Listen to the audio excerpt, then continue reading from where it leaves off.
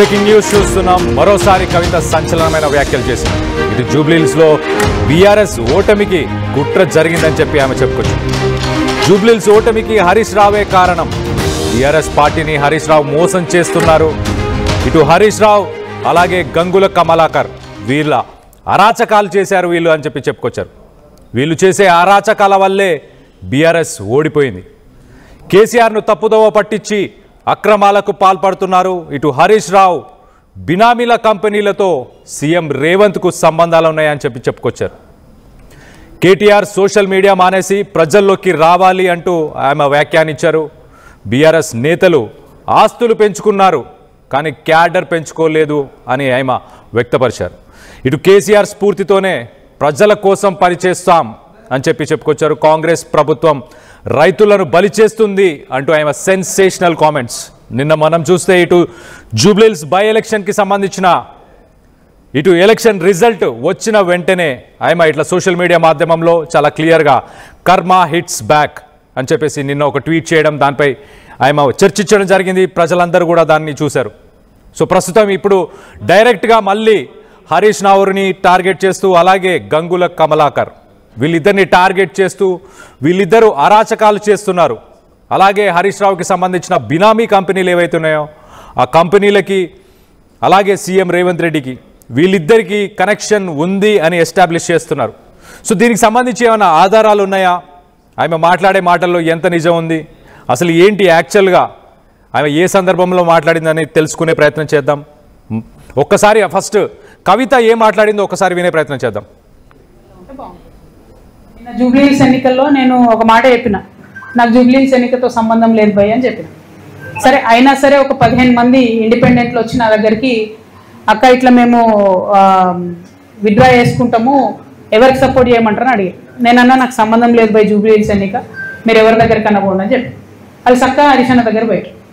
తర్వాత వాళ్ళు చెప్పిన ముచ్చండి నాకు తెలియదు. సక్క వాళ్ళు హరీష్ అన్న దగ్గర పోయారు. నేనంటే బీఆర్ఎస్ పార్టీలు లేను, నేను ఏ పార్టీకి సపోర్ట్ చేయదలుచుకోలేదు కాబట్టి నేను దూరం ఉన్నా. హరీష్ రావు కూడా అదే ఆన్సర్ చెప్పారట, మీ ఇష్టంపై ఎవరికైనా వేసుకోరు అన్నారట.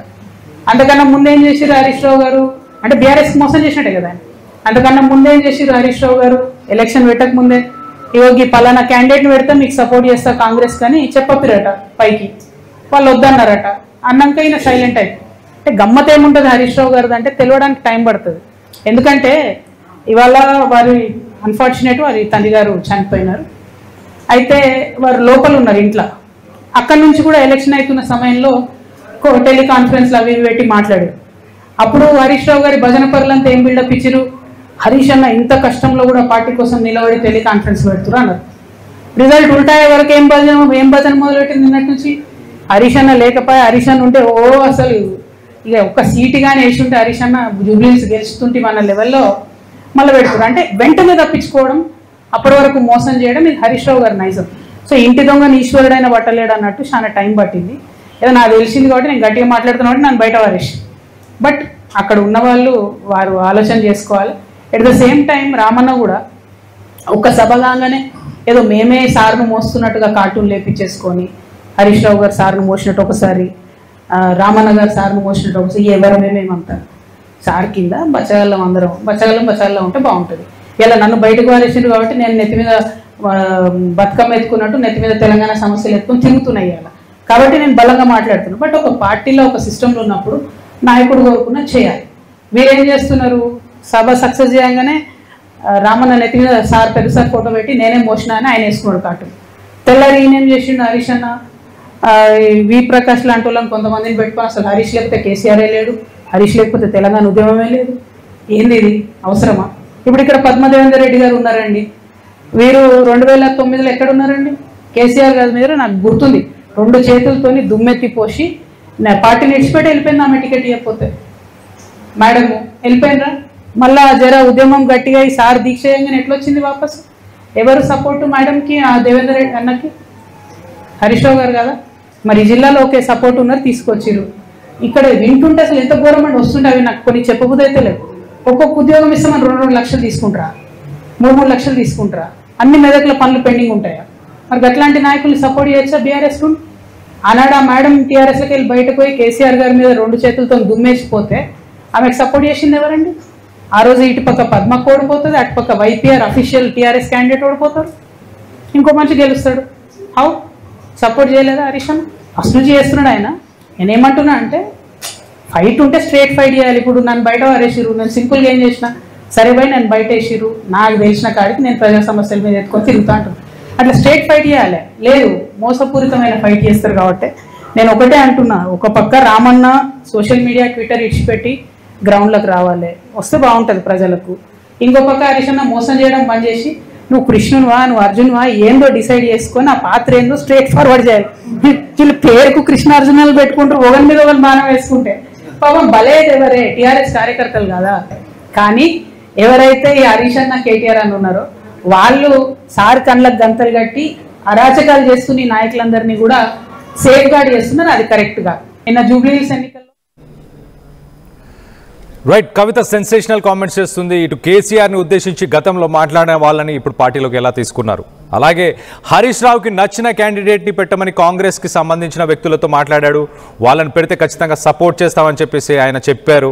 ఆయన విషయాలన్నీ వెలుగులోకి మెల్లిగా వస్తాయి. ఇప్పుడు బై ఎలక్షన్స్ జూబ్లీస్ బై ఎలక్షన్స్లో ఆయన పార్టిసిపేట్ చేస్తుంటే గనక బై ఎలక్షన్ గెలిచే వాళ్ళం అని ప్రస్తుతానికి అలా చెప్పుకుంటుంది క్యాడర్. బీఆర్ఎస్ నేతలు ఆస్తులు మాత్రమే పెంచుకున్నారు కానీ క్యాడర్ని పట్టించుకోలేదు అని చెప్పేసి ఆమె సెన్సేషనల్ కామెంట్స్ అయితే చేసింది. సో దీనికి సంబంధించి మరిన్ని వివరాలు తెలుసుకునే ప్రయత్నం చేద్దాం. మా ప్రతినిధి మధు ఉన్నారు, మధుతో మాట్లాడి తెలుసుకునే ప్రయత్నం చేద్దాం. మధు, చెప్పండి, ఆమె చేసిన ఈ వ్యాఖ్యల్ని ఎలా చూడాలి? ఎగ్జాక్ట్లీ మరోసారి హరీష్ రావు టార్గెట్గా జాగృతి ప్రెసిడెంట్ కవిత స్టేట్మెంట్ చేశారు పెద్ద ఎత్తున. అసలు మెదక్ జిల్లా అంటే ఏదో న్యూయార్క్ నగరంలా ఉంటుంది అనుకున్నాను, కానీ అలాంటి మహానాయకులు అనుకొని చెప్పుకుంటున్నటువంటి ఈ జిల్లాలో దుర్భర పరిస్థితులు ఉన్నాయి. చాలా దారుణంగా ఉంది. చూస్తూ ఉంటే ఇన్ని రోజులు కేసీఆర్ కళ్ళకు గంతలు కట్టి ఇన్ని రోజులు అబద్ధాలు చెప్పి ప్రచారం చేశారు. స్థానికంగా ఆయన చుట్టుపక్కల ఉన్నటువంటి నాయకులంతా కూడా ఫేక్ లీడర్లని చుట్టుపక్కల ఉంచి గొప్పగా చెప్పే ప్రయత్నం చేశారంటూ పెద్ద ఎత్తున ఆమె స్టేట్మెంట్ చేశారు. అసలు జూబ్లీహిల్స్ ఫలితం చూసిన తర్వాతనైనా బీఆర్ఎస్ ప్రతిపక్షంగా సరైన పాత్ర పోషించట్లేదు అనేటువంటి ఒక గ్రహించాలి ఇప్పటికైనా అనేటువంటి స్టేట్మెంట్ చేశారు. డైరెక్ట్గా హరీష్ రావు టార్గెట్గానే ఆమె కామెంట్ చేశారు. ఆమె మాట్లాడుతూ హరీష్ రావు అవినీతిని బయటపెట్టిన ముఖ్యమంత్రి రేవంత్ రెడ్డి ఎందుకు చర్యలు తీసుకోవట్లేదు అనేటువంటి స్టేట్మెంట్ చేశారు. అసలు హరీష్ అన్న పార్టీలో ఉండి పార్టీని మోసం చేయడం మానుకోవాలి అంటూ హరీష్ను టార్గెట్ చేస్తూ మాట్లాడారు. హరీష్ రావు పార్టీలో ఉంటూ పార్టీకి నష్టం చేస్తున్నారు అంటూ కవిత మాట్లాడారు. ఇది మొదటిసారి కాదు కవిత మాట్లాడడం. మొదటి నుంచి హరీష్ రావుని టార్గెట్ చేస్తూ వస్తూ ఉన్నారు. హరీష్ రావు చేసినటువంటి అంశాలను ఆమె ప్రస్తావిస్తూ ఉన్నారు. మొన్న రీసెంట్గా వరంగల్ వెళ్తే వరంగల్లో మాట్లాడారు. అక్కడ ఆసుపత్రి నిర్మాణానికి సంబంధించి కాంట్రాక్ట్ ఇచ్చినటువంటి సంస్థ హరీష్ రావు బినామీది. దాదాపు 600 కోట్లతో అనుకున్నటువంటి కాంట్రాక్టు 1300 కోట్లకు మారింది. ఎట్లా మారిందో చెప్పాలి. ఆ సంస్థ బినామీ సంస్థ హరీష్ రావు అంటూ టార్గెట్ వేశారు. హరీష్ రావు గారిని అవినీతి బయట పెట్టినా రేవంత్ రెడ్డి ఎందుకు చర్యలు తీసుకోవట్లేదు, హరీష్ రావుకి రేవంత్ రెడ్డికి మధ్య ఉన్నటువంటి ఒప్పందం ఏంటి బయట పెట్టాలి అనేటువంటి స్టేట్మెంట్ చేశారు.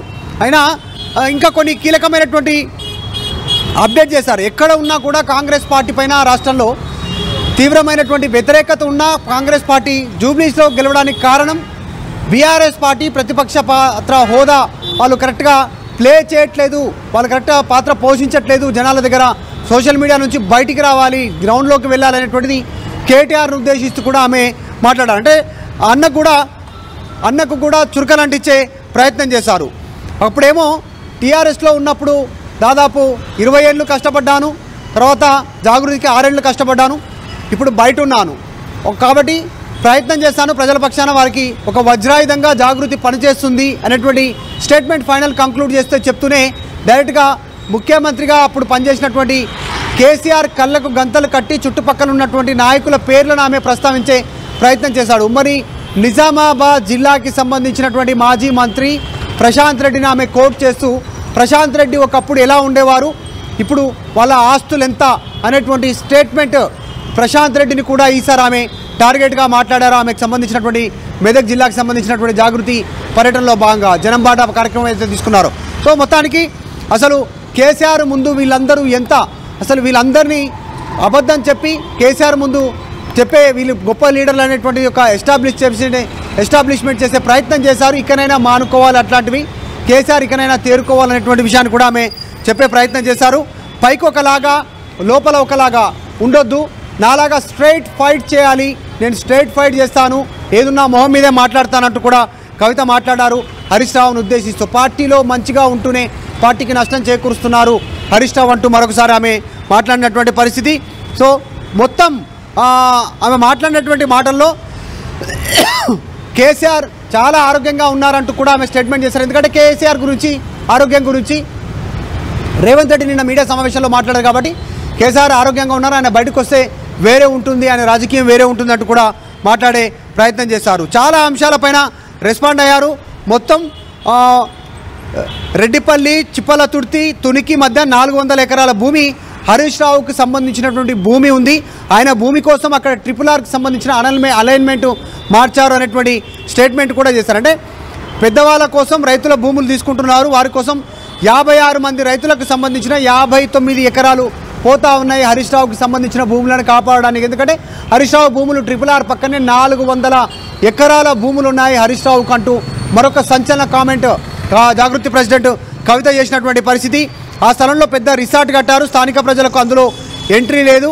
ఆయన భూమి కోసమే ఆ ప్రాంతంలో రెడ్డిపల్లి, చిప్పలతుర్తి, తునికి మధ్య 400 ఎకరాల భూమికి సంబంధించే హరీష్ రావు భూములను కాపాడడానికి అక్కడ అలైన్మెంట్ మార్చారు. దీంట్లో ప్రభుత్వ సహాయం ఉంది అనేటువంటి స్టేట్మెంట్ చేశారు. మరో బీఆర్ఎస్ పార్టీ నాయకుడు నవీన్ రావుకు సంబంధించిన 18 ఎకరాల భూమి కోసం కూడా అలైన్మెంట్ చేంజ్ చేశారు. సార్ కాంగ్రెస్ అధికారంలోకి వచ్చి ఈ నాయకుల భూములను కాపాడడానిక హామీ ఇచ్చింది అనేటువంటి స్టేట్మెంట్ చేస్తారు. ఇవన్నీ ఆమె మాట్లాడుతూ స్టేట్ హైవే పక్కనే ఉంది, పిల్లల్ని కాపాడుకోవడానికి టీచర్లు ఎంత కష్టపడాల్సి వస్తుంది.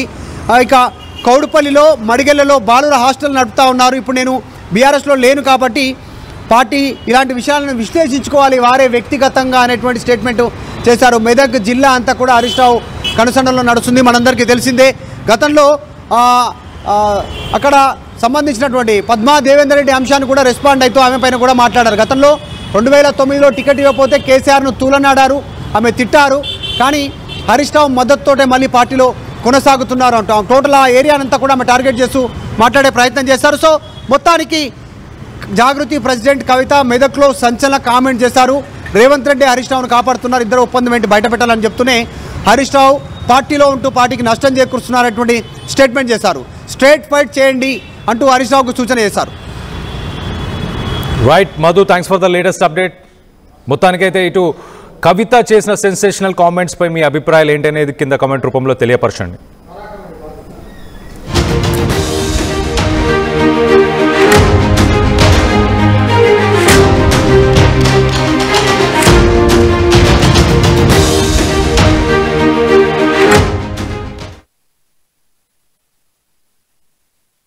ఇల్లైనా ఫ్యాక్టరీ అయినా క్లినిక్ అయినా రూఫ్ ఉంటే safe. Truzon solar system install చేయండి, బిల్ తో పాటు పీపీ తగ్గించండి. నువ్వు సూపర్ స్టార్ అయ్యా. Truzon solar power, super power. Local to global news at your finger tips.